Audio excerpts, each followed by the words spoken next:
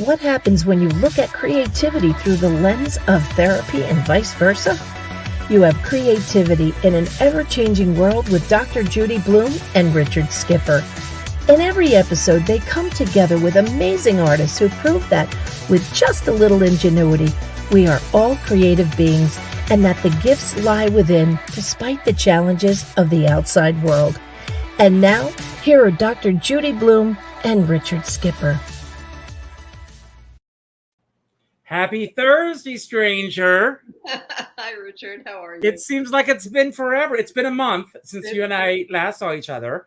But we're here today, and then we're going to be separated again for 3 months. Well, there's a good reason. There's a good reason, okay? I'm going to be traveling and over mostly Northern Europe, but all over Europe for the next 3 months. And anybody who wants to follow my adventures, you're welcome to get a link to our travel blog. My husband and I do a travel blog. And you can I'm going to send it to Richard and he'll post it on his site. And it's also, you can write to me at drjudiblume@gmail.com and I can send it to you directly. I'll tell you what we'll do. Every Thursday when I'm doing the show, we'll do a little segment from you and Tom. If you can film something, I could include it in the show. Okay. And from wherever you are in the world, Travels with Judi and Tom. And we'll include it. And that'll be an extra added bonus. And everybody will tune in to find out where in the world are Judi and Tom as we wait for you to come back from wherever you are. So I'm going to miss you, but it'll keep us connected, which is the way that all of us are remaining connected with wherever we are in the world. I want to let everyone know I have picked a word for the day. And the word that I picked is career because we were going to have 3 incredible people, and we have 2. Carol O'Shaughnessy, who is, if she's watching, is one of Boston's hottest, greatest entertainers. She, unfortunately, it's so hot in Boston right now that she couldn't even get on today because there are power surges and everything. She was having all kinds of trouble getting on. So she sends love to everyone. If any of you are anywhere near Club Cafe tomorrow night, go see Carol O'Shaughnessy. Check out her website. Go and see her. I am so sorry that she was not able to get on with us today. But I chose career because I want to talk about careers today. And when it goes from being a hobby to a job to a career. And I also am going to do a giveaway. I've been reading this incredible book called The Email Lifeline.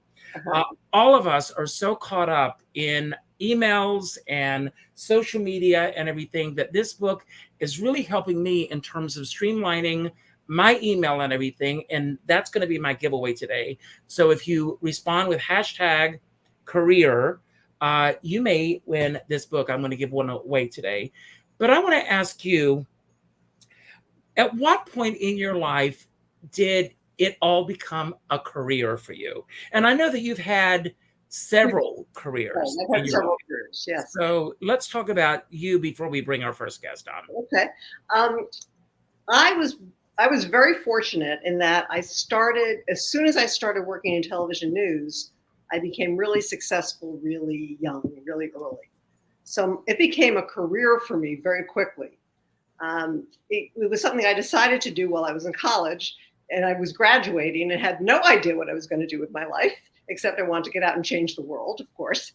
And I was watching a television news program one night with one of my roommates, and I started criticizing it. And she looked at me, she said, "Well, if it's so damn awful, do it better." You know? And I said, "Okay, I will," right? You know. And then I was just very fortunate. So that was my first career. And then when I decided to change careers and become a psychologist, it was a decision that I made, and looked at it and thinking, at this point in my life, am I ready to go back to school? And it's going to take me another 7 years to get the master's and the doctorate, and do the internships and all that stuff. And it was like, yeah, well, I'm going to be 7 years older anyway, so I may as well be doing something I want to do. How much of your first career were you able to bring over as far as the skills into your second career? Oh, a lot of them, because being a therapist requires a lot of the very same skills that it does to be a good reporter. You have to really know how to listen. You have to learn how to read body language. You have to understand what people are saying and what they're not saying. Okay. And understanding that you can look at the same thing from many different points of view, right? So all of those are really very similar skill sets, and being able to ask questions. I ask questions for a living. Well, this is great because our first guest who has been here before, and I'm going to bring her on in a moment, but I'm going to start with our surprise question today. And the question is, would you rather live in an apartment in the city or a mansion in the country? And I think it's an interesting question. I like that. If I were going to choose an apartment in the city. And you used to live in the city. Yeah. And this is another choose a new habit and take it on for the next 30 days. And you're about to go on a trip. So what's the habit that you're going to take with you? A new habit, not an old habit. A new habit. I got lots of old habits. A new habit. Minimizing how much work I do, because I will still see some patients while I'm traveling, but I'm really minimizing that tremendously. So that working less, that's what I'm going to do. That's my new habit, working less. Well, I am going to bring on our first guest. Maria Corsaro has been on the show before. Maria is I think you've crossed over that crossroads in your life, Maria, because you just recently retired. Yes. You had a successful career as a midwife and an educator. Yes. And you are now living your dream as a singer. Yes. You had a very successful run at Pangea here in New York, jazz singer, and you just recently appeared at 54 Below with Sue Matsuki and Katie Nieheisel. And you are now living that dream.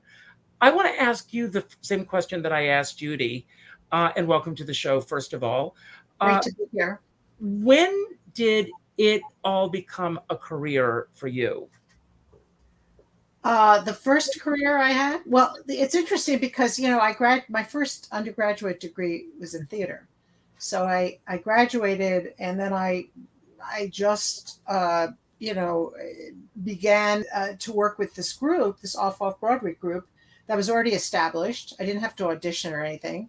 And we just did these great plays, hot off the press kinds of things, very experimental in some ways.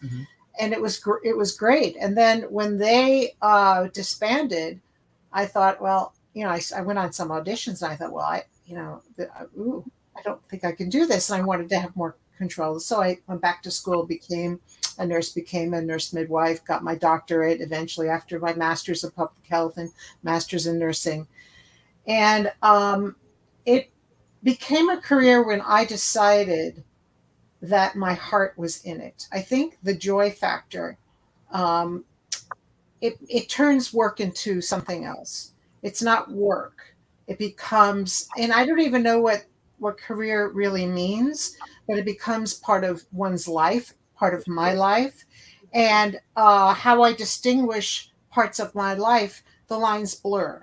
So it just becomes part of my life. It doesn't become my life. I don't become, totally attached to that, but it's very important. And it feeds into the other parts of my life because it's filled with joy.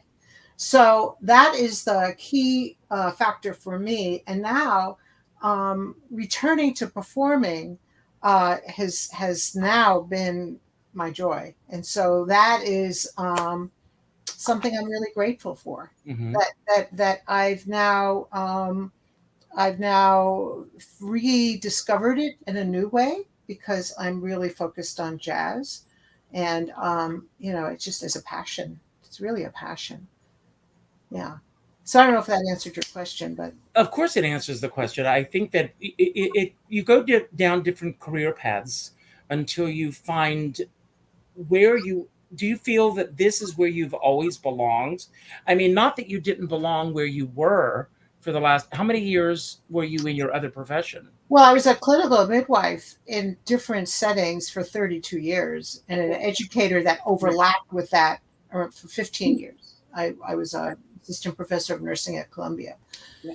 So your question was, what was your question? Did you ever feel that you were, well, I'm going to rephrase the question. Did you ever feel, as you were doing the other profession, that you were missing out? No.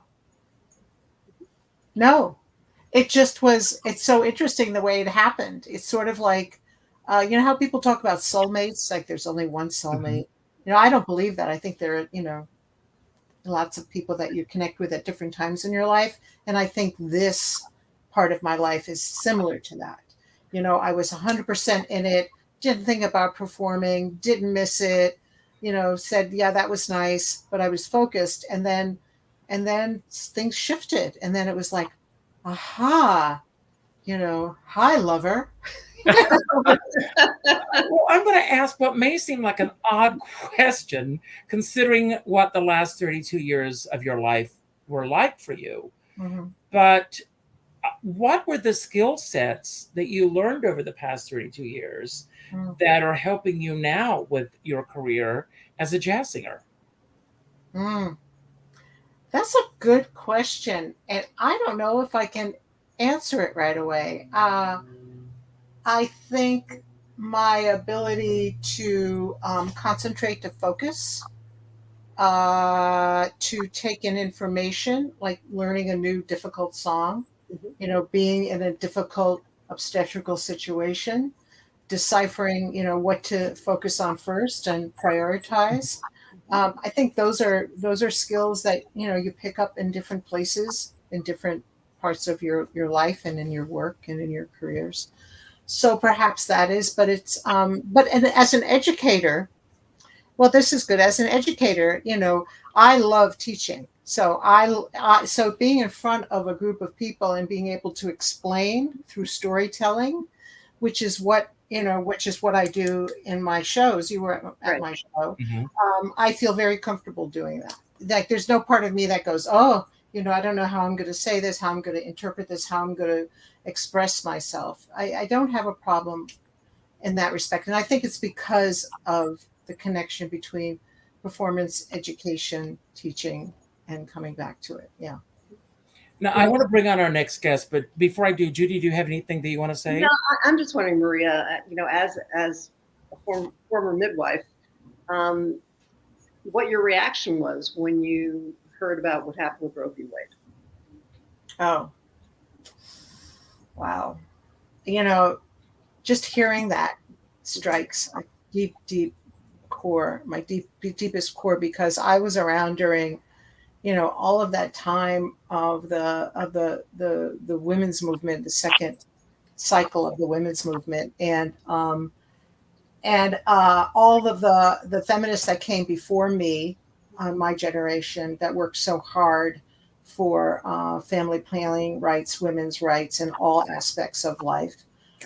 So this is devastating. It's devastating, and I think a lot of us didn't think it was ever going to happen. You know, I think there was we were blinded by, yeah, we got that, you know, let's move on. It's done. It's a done deal. Right. It's a done deal. And what's our next fight? You know, what else do we need to do? So it was shocking. And yet there were a lot of people that said, you know, we knew that this was a threat, you know, but I don't think people actually believe that it was a threat. And I think we now have to think about other human rights that we shouldn't take for granted. That are under fire. Yes. Yeah. Nothing's a done deal. Right. Thank you for asking that question, Judi. And it's interesting because I think that it's a lesson to all of us about never getting complacent about anything. Right. So thank you for asking that.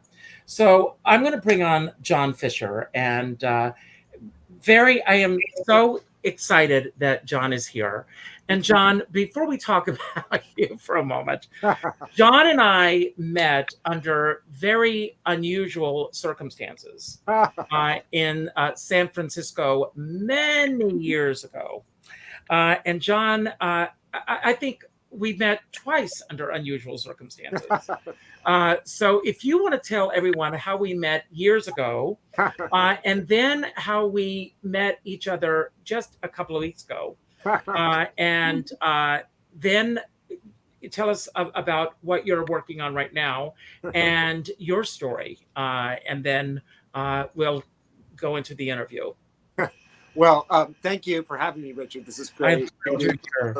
Thank you. It's great to be here. Absolutely. Yes, I was doing a fundraiser for a theater in San Francisco, Theater Rhinoceros, and had been planning for months. And who was going to be our guest but Carol Channing? And Carol called me up and said, I won't even presume to do an imitation because I am so intimidated to be on screen with Richard. So I'm going to do no imitations of Carol because Richard will just frown. He will weep. So Carol said, when I'm in town, I will be with Richard. And I was like, oh, okay, great. Great. And guess what? Carol fell and broke her hip and couldn't come to town to do the fundraiser. So Richard rode in like a knight in shining armor on his white horse and saved the evening. And I swear to God, his Carol Channing that night was better than Carol Channing. And, he was fully operable. He was so charming. He got Carol on the phone. I was not dressed as Carol that night. You weren't? No. I did not he wasn't even dressed as Carol. He was Wow. just like that, suddenly Carol got her on the phone, had an hysterical conversation with her, and then judged a Carol Channing contest for us and saved the evening, completely saved the evening. And so I'm eternally in Richard's debt for that. And then my friend Daniel and I were coming out of the famous restaurant with all of the flopped posters on the wall. And Daniel goes, oh my God, it's Richard Skipper. Just 2 weeks ago. 2 weeks ago. I'm like, I know Richard Skipper. What do you mean? I mean, Skipper is right. He saved me from drowning. He threw me a lifesaver. The name is appropriate. I'm like, so Daniel's going to hug Richard, and I cut between them. Like, I know you. You're a hero. And I give him a big hug. Richard's still looking terrific on the sidewalk. And that was our reunion. Yes. That's great. And you're in town doing a show called Whirlwind. I'm doing, my show Whirlwind is at the Tank NYC next Thursday. And it's all about my obsession with Lawrence of Arabia and the first love of my life and how the two of them, work together. But I do a new show every week. I spend the whole week putting together a show and then I deliver it on Thursdays at the Tank. So this is my next show coming up and it's called Whirlwind. And it's all about my obsessions. And there was something that you guys were talking about that immediately made me think of this. You were talking about your creativity and where it comes from. And mine always came from history, being inspired by history and also escaping into history. And I think that's part of creativity. It's a place to escape to. Right. And when I was going through adolescence, I was confused by everything. I didn't know how to open a door. I didn't, everything confused me.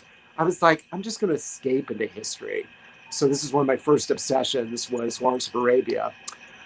Now, is Whirlwind part of your pandemic once a week? Yes, it was. I started, when the pandemic hit, they shut down all the theaters. We couldn't perform. I was doing a play. I hit play. It was extended. It was canceled. And I almost immediately started going on Zoom every Thursday and doing one show after another.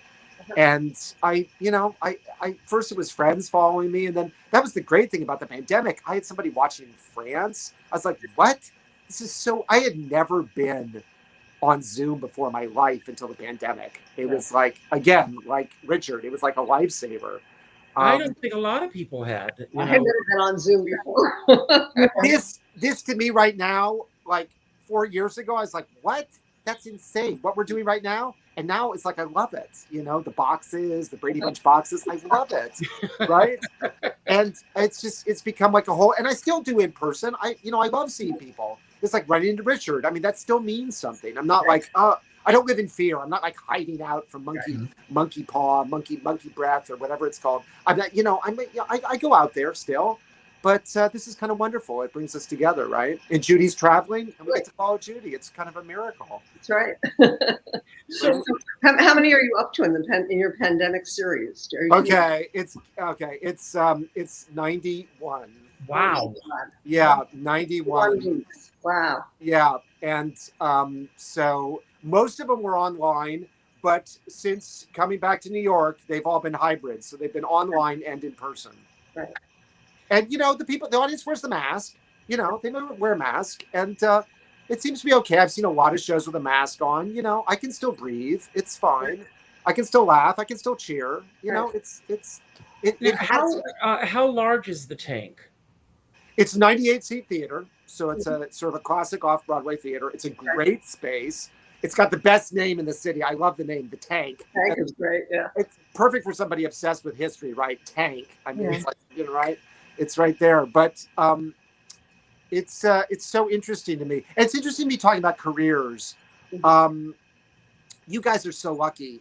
I'm one of these little kids who the only thing I could do was theater. I could never do anything else. So all of my careers have been within the larger, a career from career to career, right? Stephen Sondheim. But it's all been theater. I could never, and I got a PhD in theater. I went as far as I could with my education in theater, but it's weird. I've always been sort of in the same place, and yet had to find new ways of doing it, like Zoom. Like how do we continue all this, right? It's like, how do we continue theater? Because I can't do anything else. I can do nothing else. Nothing. I've learned that about myself. But was it a difficult transition for you to go? I mean, you've had a lot of your plays that have been done, screenplays and everything, but was it a difficult transition for you to go from live theater to doing Zoom plays? Yeah, unmitigated horror. It was terrifying. To this day, I'm convinced it's all going to stop, right? At some moment it's going to stop, but it never has. And I think it's because, like Richard, I'm so neurotic about getting it set up and launching it correctly, right? Mm-hmm. I've never just turned on the camera and gone on Zoom. I saw you doing all your setup, Richard. I'm like, that's the way to do it. Yes, yes, yes. Check, double check 15 times. But it's been kind of wonderful. It has allowed me to sort of like, all I'm responsible for is this frame, right? And I can grab things and pull them out. I've got like here's my sword. I've got my sword for the battle scenes, and I got my grenade. This is what I use for the grenade, right? I'm going to see. Those are all the things that Maria brings to her jazz shows, right? All the time. It's like a cooking show. It's like I've just grabbed things, and suddenly I've got a sword. It's a cheese grater, but that's a sword, So it's kind of wonderful because I'm only responsible for this. But it's been great going back on stage. I love live audiences. But it's the world of make-believe. It's what you create. It's what you're able to create within these the confines of these parameters. Right. And it's like, as long as the sound is working and the visuals are happening, it's like there's no stopping us. It's a whole new world that's opened up. When Judi and I started working together, and we met for the first time in June after doing this for almost 2 years. Right. When we started doing this, it was creativity in the age of COVID.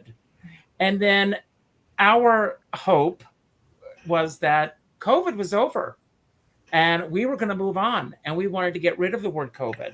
And so that's why we changed the name to Creativity in a Never-Changing World, which I love. And because we are being creative in a world that is changing, it seems like in nanoseconds around us every day. And we don't know from day to day what tomorrow is going to be. And I'll start with you, Maria. And of course, you and I see each other on a regular basis. Maria is part of a book group that I lead. Maria, what is the biggest change within yourself that you feel that COVID has made on you as far as your artistic work is concerned?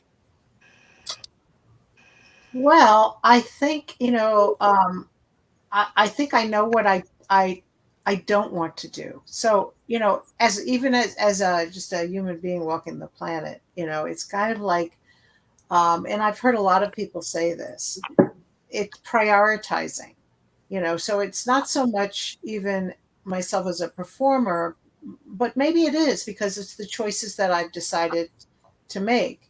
I've decided to focus in on jazz because I love it. And so finding a song that I have to sing has become very clear for me. And finding other songs that are great songs, but are not calling me. I think as a performer and as a human being, I'm listening to the little voice inside of me more. It's more clear. And I think the pandemic and what has happened to us as a society and us as individuals, I think has made that happen, And what about you, John? Yeah, totally. A focus on what's important to me. Spending more time in New York City, the theater capital of the planet, was always like something I was sort of like, well, when the pandemic lifted, I just moved here and I'm here half time. And it's worked out fine. And it's where I want to be. I want to be on stage. I want to tell the stories I want to tell, like Maria was saying, what's important. I was doing a lot of multi-character plays before this. And now mostly what I do is solo work. Because I just sort of want to have that immediate presence in the piece and all aspects of it throughout the piece. And I still love big productions. I love them. I love to work on them. I love to watch them. I love them. But I really began to focus on my own storytelling, my own journey. And for me, it's jazz. For me, it was history. Finding the history and then finding the personal thing that happened because I went into the history and what it inspired me to find in myself. I know one of the pieces you did, I read, was a history of World War II. Yeah.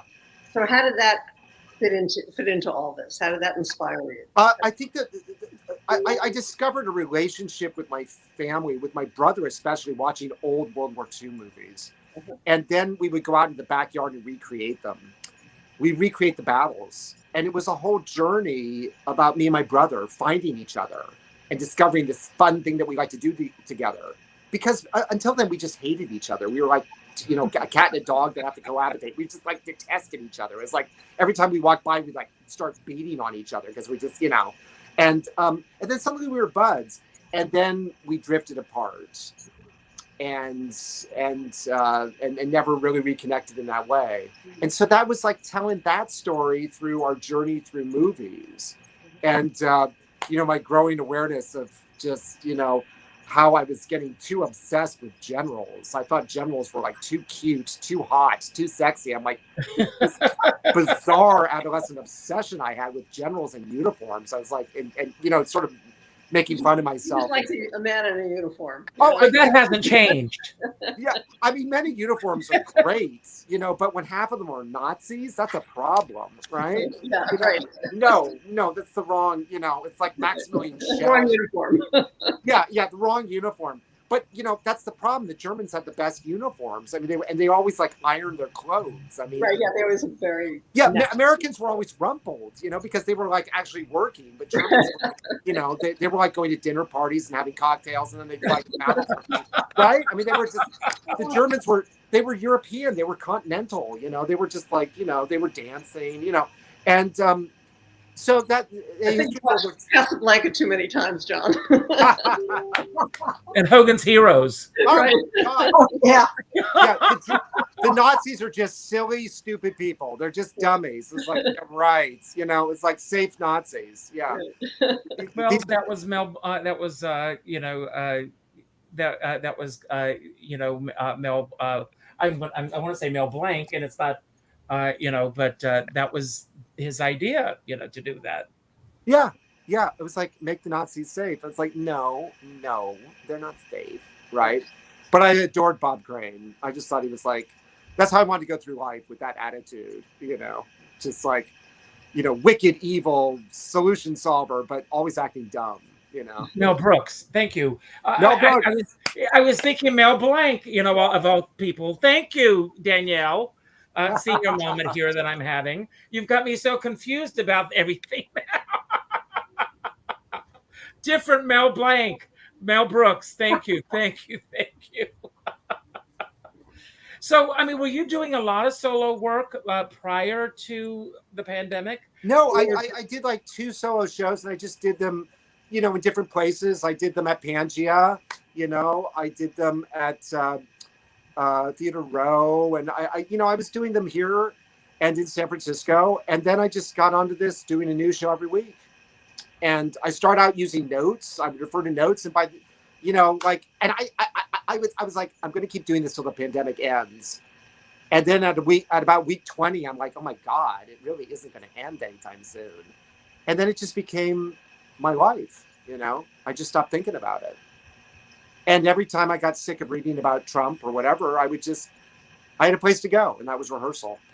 And it was an outlet. It was a total outlet. When I think of, I would call people up and they were totally freaking out. I'd be like, oh my God, I felt guilty. I wasn't freaking out more, They're like, did you see the news? I'm like, I don't have time, and it actually helped a lot, Yeah.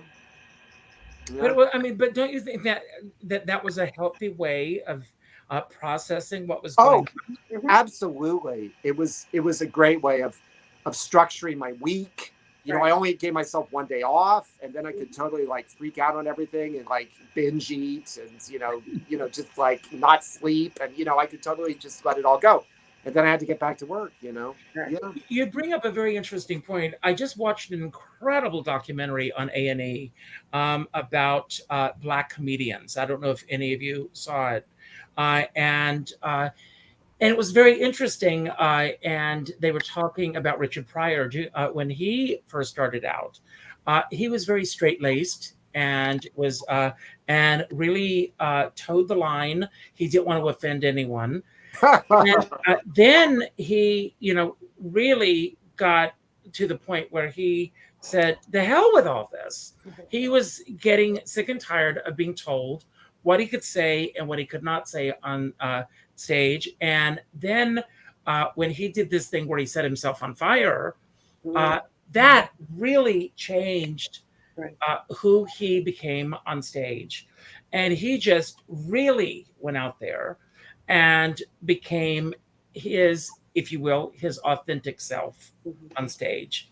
And it was freeing for him to be able to go on stage and say what he wanted to say on stage. And there was an African-American woman who, I can't remember who she was, but she said that she can't be free in her day-to-day life, but on stage, that's the freest that she can be. And I think that what you're doing gives people a chance to laugh at these things. And Mel Brooks, he allowed people to be able to laugh at the absurdity of these things that, when we look at Trump, for example, we all realize how crazy this stuff is. And people are shocked and appalled, but nobody wants to talk about how absurd it all is. Yeah, well, Trump's having a good time. He always seems to be having a good time. I think he must realize how stupid it all sounds, but he says it anyway. He's like Richard Pryor. Well, remember, and I'm glad that we're doing this at this hour because tonight is must-watch TV. Exactly. Yes. And it's like, I can't wait, to watch the hearings tonight. Right. Because I think it's going to be... The hearings have been fascinating. I know. Absolutely fascinating. I thought Watergate had cornered that market, but here we go again. I can't wait to see the outtakes tonight. Oh my God, it's great. And Maria, yourself, what are your thoughts? Obviously, when people come to your show, you want to give everyone an escape from what's going on in the outside world. So you process it in a completely different fashion. Yeah, I really could relate to what John was saying I created my show. I worked so hard during isolation that it didn't really, it wasn't great. And I was aware of what was happening outside my house, but I really utilized the time to create something. And that was really important. I don't know what I would have done if I didn't have that. I have no idea, but I did. And I utilized the time. So that was really important for me. But I think, I think the kind of the work that I do, the shows that I do, I want them to be entertaining. I mean, and jazz for a lot of people is a turnoff. For some people, they go, "Oh, jazz, I can't relate to it." It's like, "Oh, I don't understand how they know when to come in, and the musicians and." It's like, I can't relate, no jazz for me. But so what I want to do, and what I think I accomplished, was to make it accessible so that people now, which was great, because then people would say to me, wow, I learned a lot about jazz, and wow, that was interesting. And I'm going to go home and listen to Bill Evans, and I'm going to go home and, and listen to Chick Corea now, because I didn't realize all of this stuff. So, but Maria, I have a question about that. Yeah. But don't you think that it's just a matter of personal taste? I mean, for some people, you could make the same statement about country music. You could make the same statement about rap music, classical music. I don't think that it's just a matter of it being a turnoff for some people. It's just a matter of personal taste. Yes, it is. And it may not resonate. Is what you're saying, Richard. All kinds of music don't resonate with everybody, which is all kinds of music. But I also think with jazz in particular, a lot of it is that people have sort of a stereotypical idea of what jazz is. And someone like you, Maria, can explain to them, no, it's a much broader category of music. And presenting the lyrics to a song in a way that includes the audience. Right. So you're breaking down, in a cabaret room, you're breaking down that wall. Right.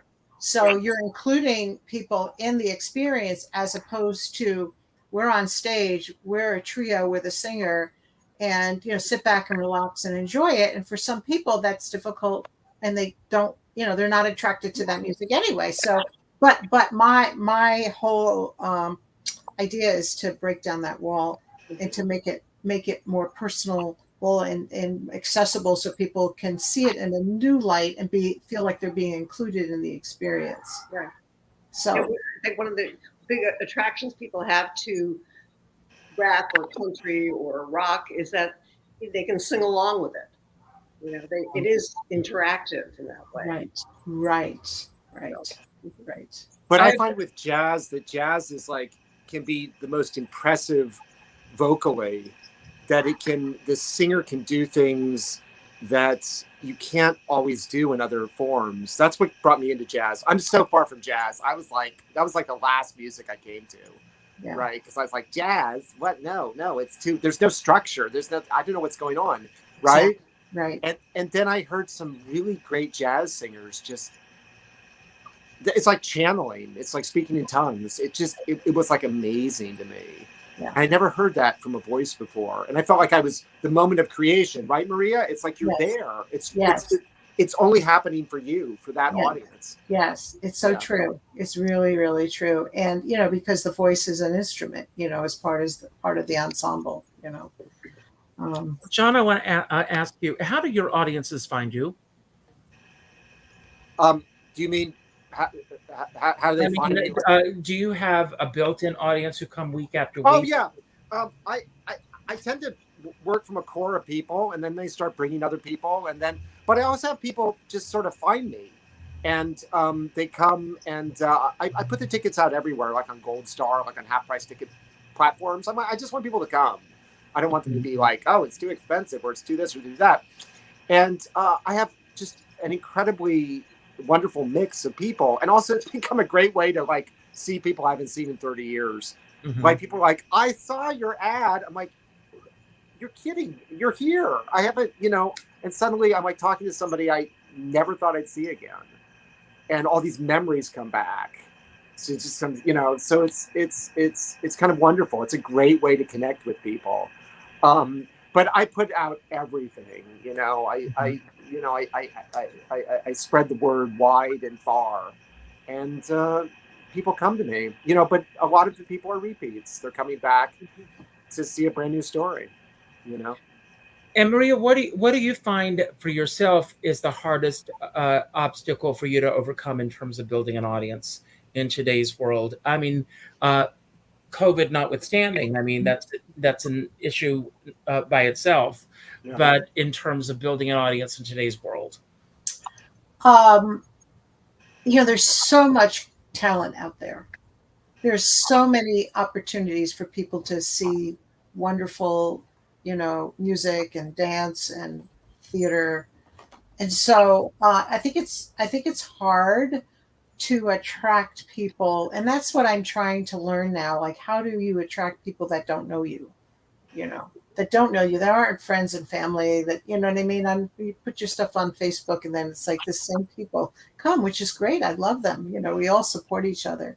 But I think that's the challenge, and that's the goal for me, is to try to figure out a way to have an audience where, you know, they don't know me and I don't know them. There they are, you know. So I think that would be the challenge. Yeah. it's I mean in today's world it's so difficult. I always say that the most audiences, especially in the world of cabaret, is made up of the 3 F's: friends, family, and fellow artist. And it's really to get over that hump.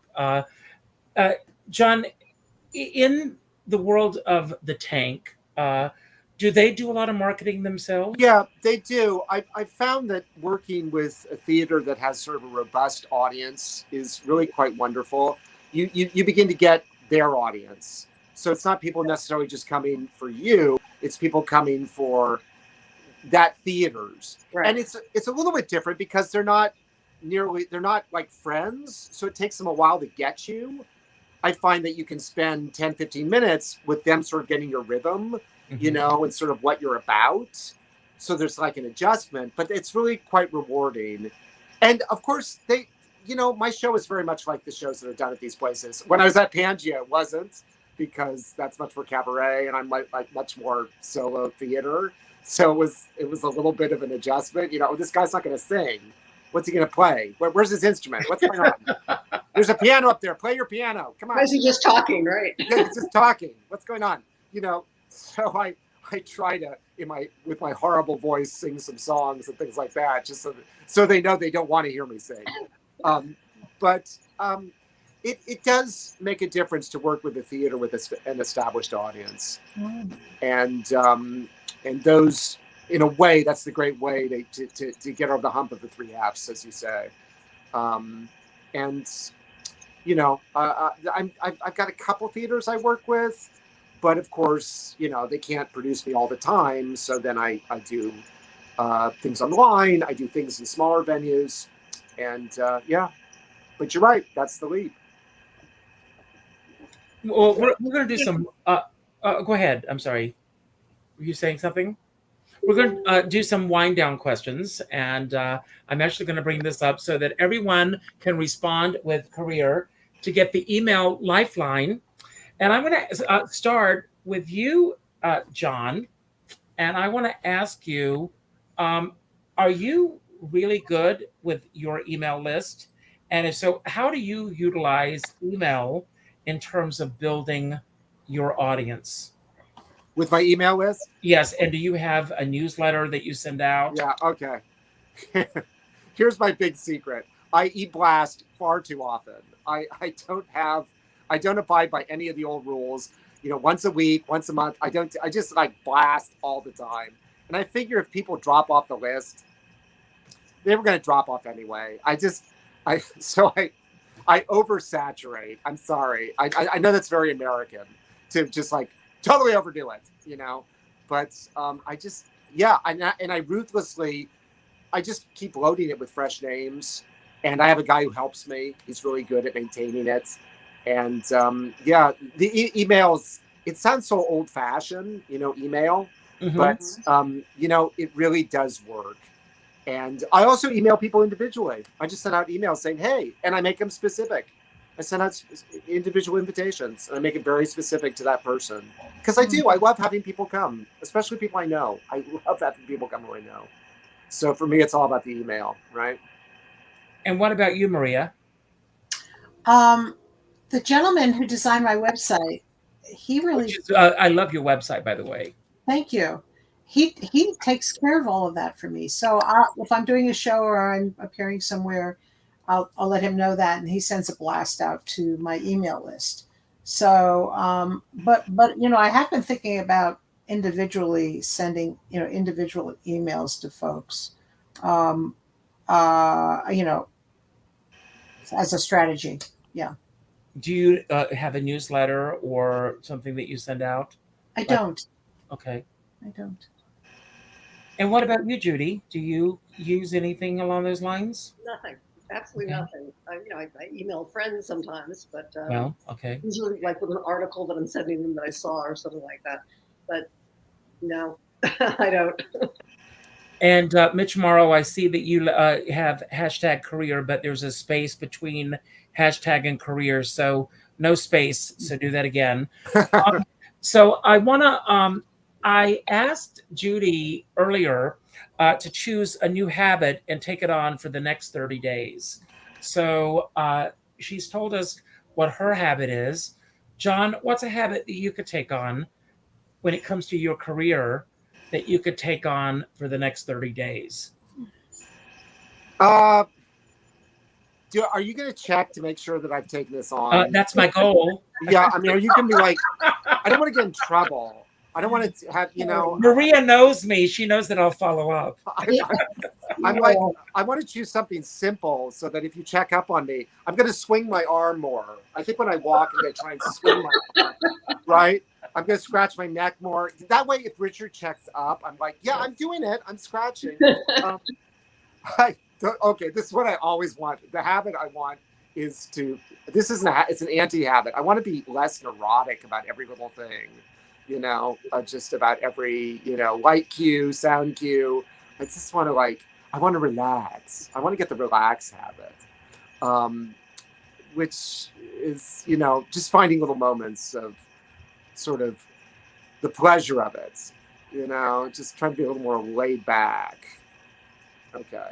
And then next time we talk, Richard, I'm going to be totally... When you find it, let me know. Yeah. Where you'll find it. Yeah, what about you, Maria? A habit. Well, I think what I would like to do is do vocal exercises every day, and I don't do them. And but it's always in the back of my mind. You really should do this, and I don't listen. I'm not listening. So I think I'd like to take that on as a new habit. Do them in the shower. 20 minutes a day. In the shower. Yeah. That's what the shower's for. Yes. Yeah, it's not about getting clean. So just some fun questions that I'm just going to ask you. So John, when have you been the most silent in your career? The most silent. That's so interesting. Well, I've done whole shows that were just movement. And that was like a challenge. How am I going to tell a story with movement? Mm-hmm. And it was a story about an adolescent boy living through the Holocaust. Mm-hmm. And in that way, he was trying to disappear. He was trying to disappear. And you were miming? Is that what you were doing? No, it was more like he was listening to people and talking to people and running, hiding. So it wasn't really mime. It wasn't like, it wasn't visualizing things with my hands. It was more like how he was responding to things. And I did a lot of running and hiding and crawling and very few words. Yeah. Mm. Wow. And he survived. I had him in my story. He survived. He made it through. Wow. Yeah, he was never arrested. What about you, Maria? So this is silent in my singing career. Yeah. In your singing career. That's an interesting question. That's a tough one. Singer. For a singer, yeah. Well, you know what? I've had conversations with other singers about leaving more space and being comfortable in the silence, and not filling up the voice in a song. So that's a really interesting conversation to have with musicians, because they always talk about how space is important in the song. It's just as important as the lyrics or as the vocals. It's just leaving space. And for that means that the singer's basically silent, So, I've been experimenting with that and being more comfortable in that, in a song. And what about you, Judi?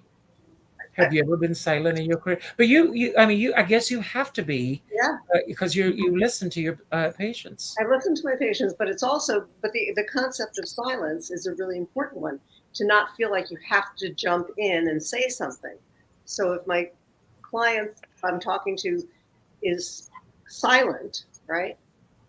It's important for me to not feel like I have to jump in with the next question, or I have to jump in with some kind of analysis of what they've just been talking about, to give them a moment to maybe access something a little deeper, and or to go in a totally different direction if that's what they're going to choose to do. But to give them that space, as you're talking about, Maria, I think is really important. How about you, Richard? Oh, I'm just being silent. No, no, I was just listening.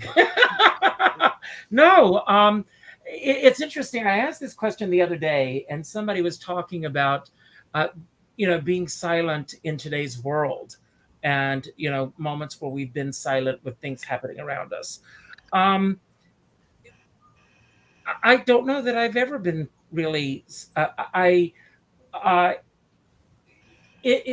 mentioned earlier about this new thing that's happening in a sizzle reel was just sent out, and they had mentioned that there were moments in the sizzle reel where I seemed to step on a couple of answers. And I asked the producers that had sent the sizzle reel in if that was something that I was doing or if it was done in the editing. And it was done in the editing. And I was thrilled to hear that, because I really try to listen to my guest. And I was thrilled to hear that I had not been stepping on my guest. And I was glad that that was something that they had picked up on, that was an editing choice that had been made that I had not done. So I really do try to listen to my guest. So listening is very important to me. And one of the books that we went through was The Listening Path by Julia Cameron. And it's really about taking the time to listen and listening to the sounds around us. Certain things that drive us crazy, like leaf blowers and lawnmowers. But think for a moment, those things that will drive us crazy, and how fortunate we are that we can hear those sounds. Sure. Yeah, that's a good point. I just saw a news clip the other day about the deaf community in the Ukraine, and how incredibly difficult it is for them, because they can't hear the bombs. They can't know that they're in danger. Wow. It's just. Wow. Yeah, you don't think about that. Right. And they're just kind of part of the forgotten community there. Wow. So we've talked about career. John, what do you think your life purpose is when it comes to your work? I've just always loved telling stories and, just getting them into my body and finding new ways of expressing myself and new challenges and what can I do this next time. So, my career is to keep those experiences coming, just keep accessing them. I've had incredible runs since the end of COVID. I've been so grateful for it. And I really try to thank everybody I work with. at least verbally, but in other ways, take them out, spend some time with them, listen to them, I get to tell a story. So when my story's done, I do a lot of listening after my shows because, I reconnect with people and I see that they want to connect with me. And so, but that's really what it is, to keep creating a place for me to tell the stories, that just keep coming to me. That's great. Maria? Well, just to pick up from what John said about connection and storytelling, I think through song, to have the audience feel and connect to the song and the way that they experience it, not necessarily the way that I'm experiencing it, but for them to feel the emotional content of the lyric and the music, and feel something and connect to something that's personal to them, so they can walk out and feel like they've been moved in some way. And Judi, I'm going to go in another direction with this question. What pulled you into your profession? I don't think I've ever asked you this. I started out originally in college as a psych major, so it wasn't something that had been, totally out of left field. When I was a kid, I used to read Ann Landers and Dear Abby religiously, right? And when I was in high school, I started an advice column for my high school newspaper. So it's something that has always kind of percolated in my head in the background. And I think it was just that growing up, I always wondered why people did what they did. It was just fascinating to me to watch other people and try to figure them out. And it's why I went into news as well. Find out why people do what they do and try to explain it to people. So it's I think curiosity is exactly what it is for me. Well, that's why I love doing what I do. We're going to give away this book now, and we're going to go here. And thank you all for being here this afternoon. Thank you, John and Maria and Carol, wherever you are right now. I'm sorry that you couldn't be here. Francis Shea. Francis, call me later, and we'll talk about getting this book to you. So, Francis, you have my number. So I'm going to remove this. I'm going to say my closing remarks. And then, John, I will turn it over to you. Then Maria and Judi, as usual, you will have the closing remarks today. Thank you all for being here. Everybody, please, tonight, regardless of where you are politically, tune in tonight and watch these hearings if you can, and form your own opinions based on what you see and hear. I want to thank you all for being here. And I want to thank you all for tuning into all the shows that Judi and I have done. We're going to take a break, but I'm going to be tuning in wherever Judi and Tom are in their travels throughout Europe, and I'm going to live vicariously through them. So keep tuning in to see what they're doing, and hopefully I'll have some great news to share with all of you in the coming weeks. And follow John and Maria as well. I love celebrating artists and their body of worth. And John and Maria, thank you for what you do and what you bring to the table. And keep telling your stories because they're wonderful stories. And it means so much that you were both here this afternoon. And with that, I'm going to say so long. As I end every show, I tell everyone to go out and do something nice for somebody else without expecting anything in return. Go to your Facebook friends list and reach out to the 7th name that pops up, and reach out with a phone call. Not an email message, not a text message, not a private inbox message, but a phone call. And let that person know what they mean to you. As my dear friend Sean Moniger says, we're all in this together, but we're not in the same boat. And I always say, if you're going to go out in a boat, make sure you bring a skipper along. With that, I'm going to leave. And John, it's all yours. And I hope to see you next Thursday. I'll see you then. Thank you. Okay, thanks. Thank you so much for being here, Richard. I'm totally down with that. You're the skipper. You saved one show I did, so you're the man. You know the news. And I totally agree with that. Tune in, follow what's going on. I think if we really know what's going on, we make the right decisions. And I think that when we don't really follow things, when we're just sort of flying on opinion, when we're not listening, when we're not being silent, when we're just talking, like my daddy used to say, you never learn anything by talking. So I'm totally down with that. Thank you for having me on the show, Judi, Maria. It was so great to meet you both. Judi, safe travels. I'm so jealous. 3 months, yay! That was like, we'll follow along. yes, that was me getting out of college. That was my reward. 3 months, 3 months. And Maria, I can't wait to see you on stage. Oh, I think that would be so exciting, having spent time with you and hearing the backstory.